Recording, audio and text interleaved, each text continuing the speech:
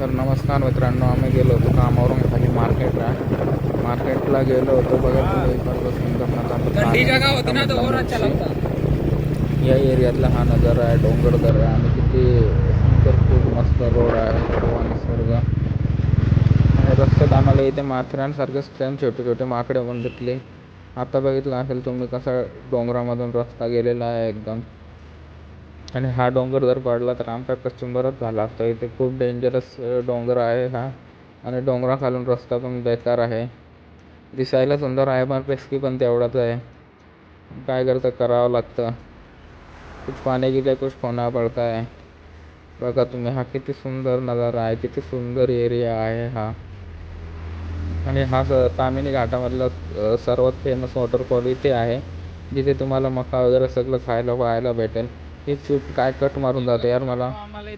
आणि हे बघा तुम्ही, कोणीतरी जंगलात पिल्ले सोडली होती कोंबडीची, ती आम्हाला दिसली तर आम्ही उचलून आणली त्यांना. तर जीवनदान दिले, वाचवलं त्यांना. खूप होते. आमच्या बाजूलाच एक कपल अजून एक होता, ते जे उचलत होतं कोंबडीची पिल्ले, तर त्यांचं बघून आम्ही पण उचलायला लागलो. सगळे वेचून घरी नेले. घरी म्हणजे आम्ही जिथं कामाला आहे तिथे नेले. त्यांना मस्त पिंजऱ्यामध्ये ठेवले, पालन केलं त्यांचं.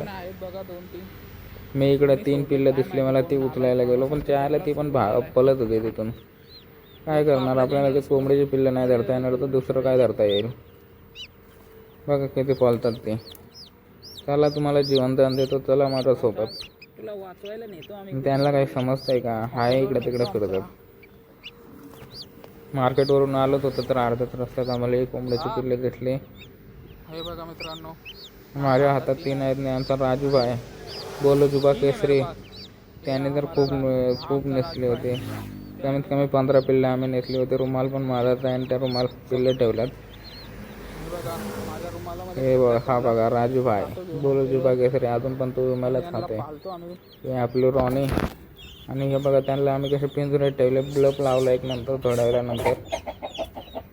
15 पिल्लं आहेत टोटल. आणि हे आपल्याकडे टर्की पहिल्यापासूनच आहे. तर चला मित्रांनो, बाय बाय. आज के लिए बस इतना ही.